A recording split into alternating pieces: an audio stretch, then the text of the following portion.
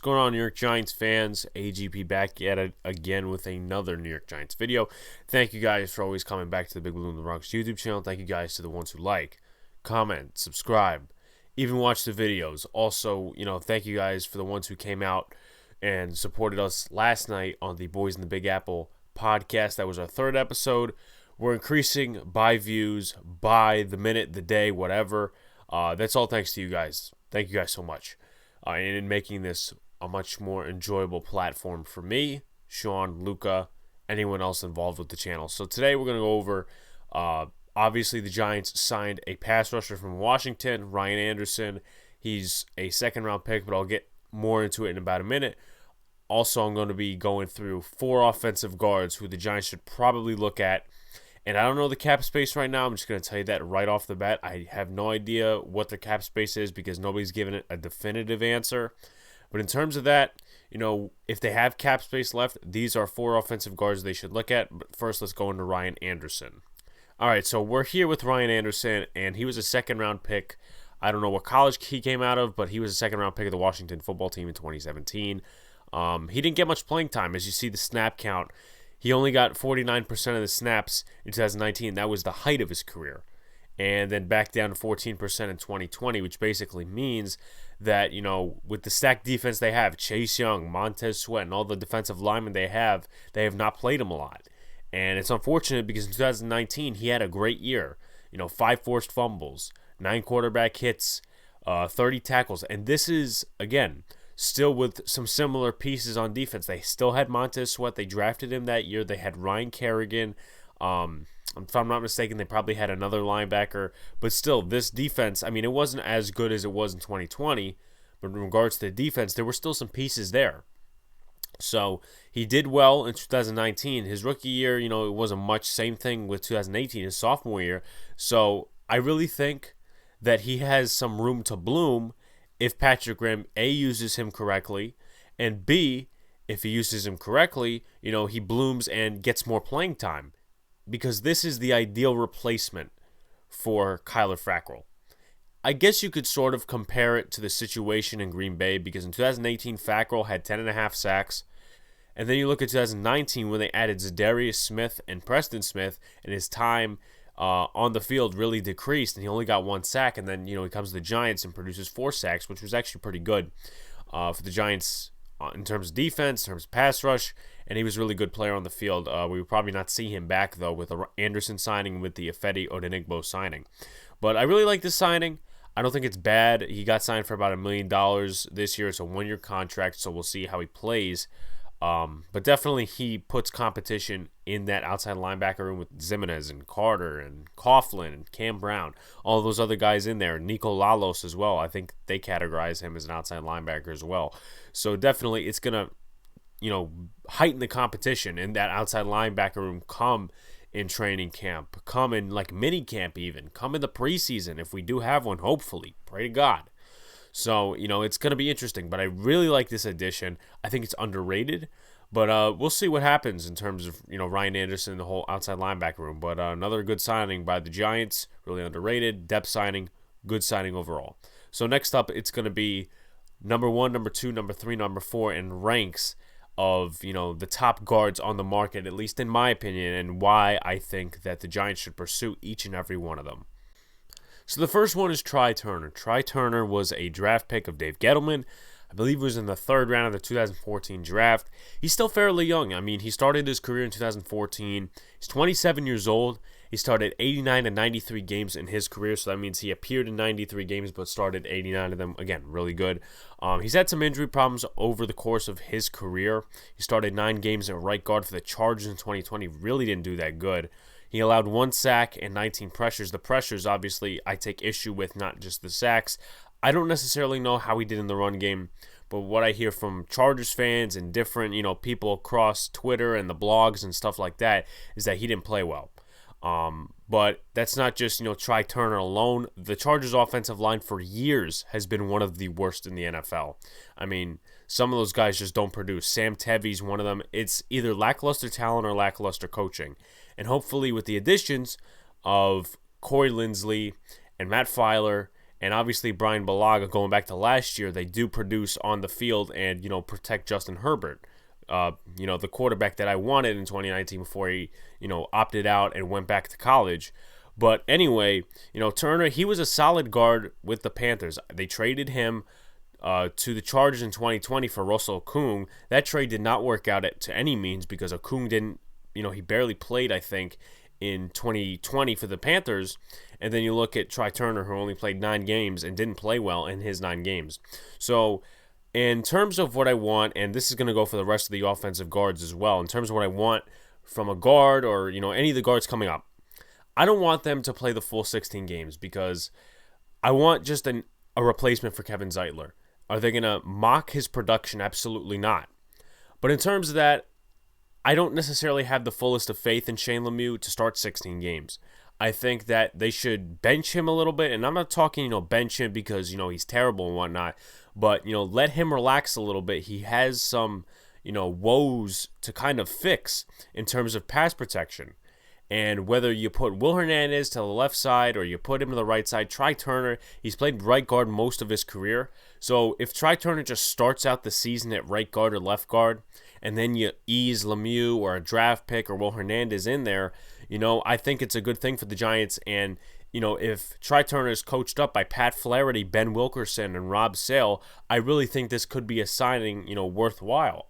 I would only want it, though, on a 1-year contract on a 1-year basis, though he is still 27 years old, because, I'm not committing to this guy long term based off of, coming off of last season where he was injured, didn't play well.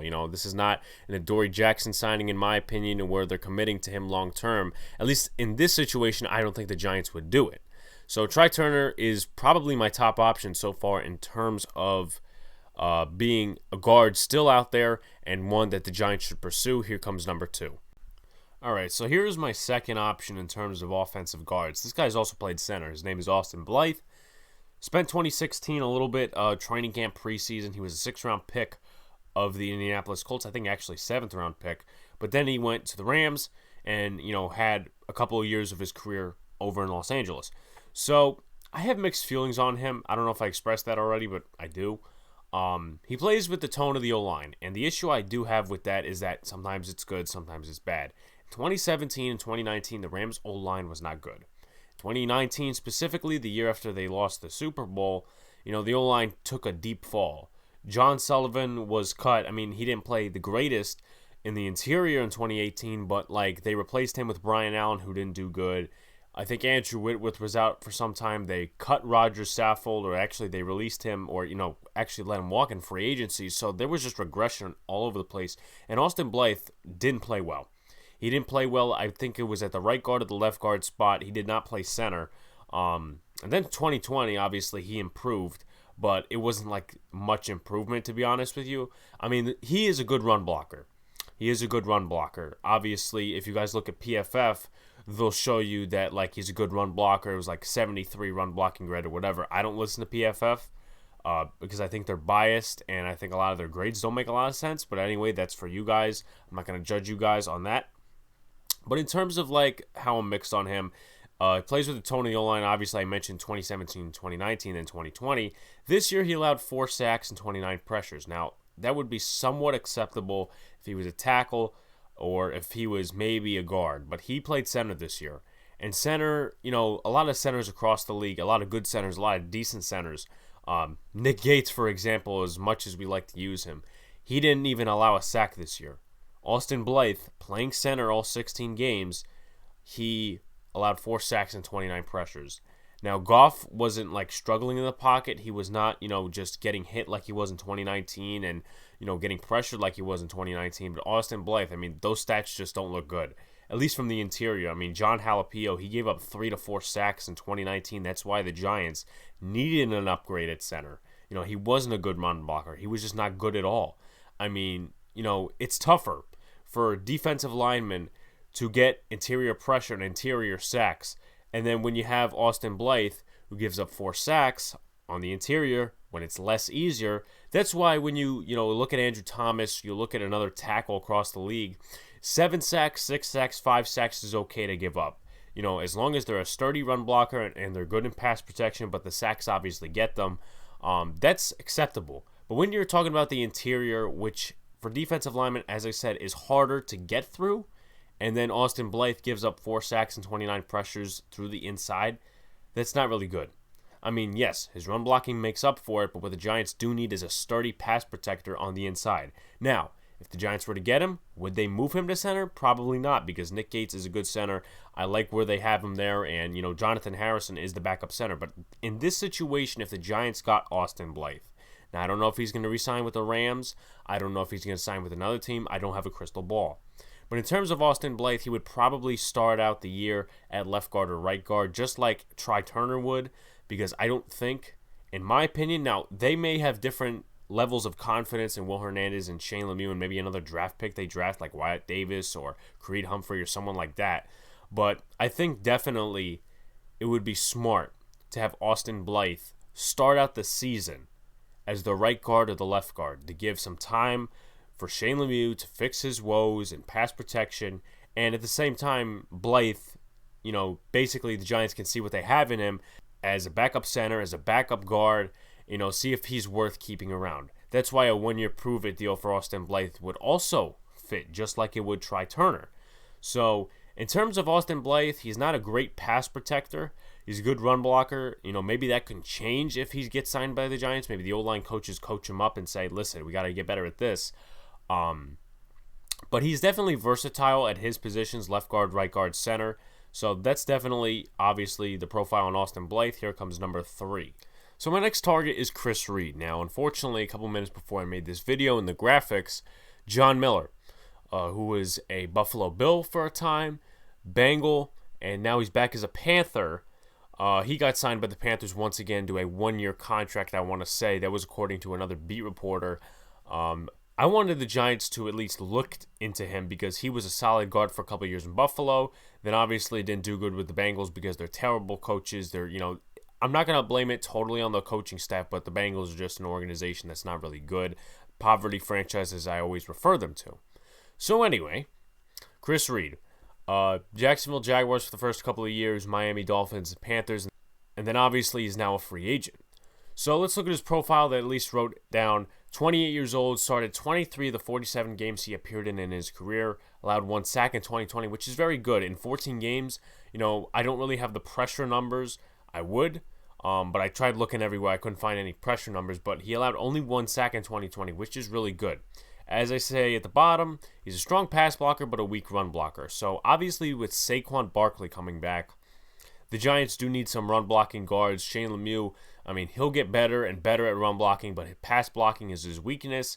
Will Hernandez, kind of ideally the same thing. Hernandez doesn't give up a lot of sacks, but he is slow on pulls in the run game, and he also gives up a lot of pressure. So that's, kind of the thing about Hernandez. But Chris Reed, I think, is a valuable option. The Giants really need to protect Daniel Jones this season. And in passing situations or whatever, if they want to rotate or whatever, I think Chris Reed is a valuable option. He will need to get better at run blocking to be, a starter or a starter for half the season on this team.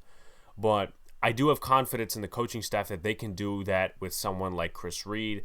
Obviously, he's not a Gettleman draft pick because, in 2020, he was signed by the Panthers, not 2015.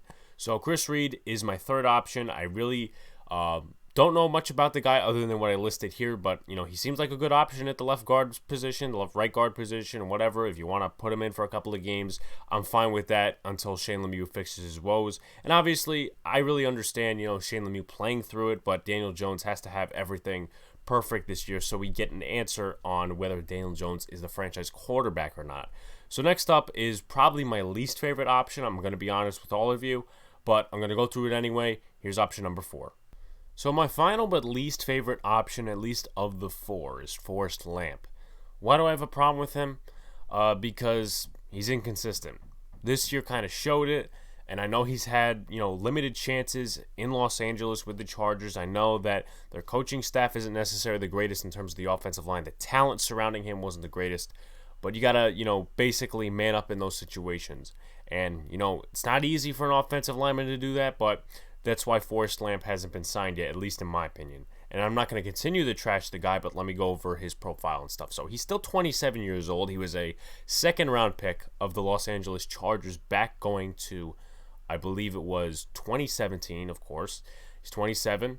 Started about 18 of 25 games he appeared in his career. Now, he allowed 2 sacks and 29 pressures in 2020. Now, you could look at Kevin Zeitler and say, oh, well, he allowed 3 sacks and like 29 pressures. Well, down the stretch, it was really bad for Forrest Lamp.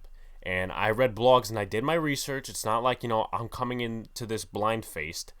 But for the first 9 games, he was good in terms of pass protection. Not that many pressures, 12. And then you go down to the next 7 games. He finished the season on a slump, 17 pressures in those 7 games, which is not good. He had a bad game against the Jets. He had a bad game against the Dolphins. And I think there was another game he had a bad game against. So, if you ask me, and Forrest Lamp, kind of like Adoree Jackson, but not in this kind of situation where in terms of like what I would want.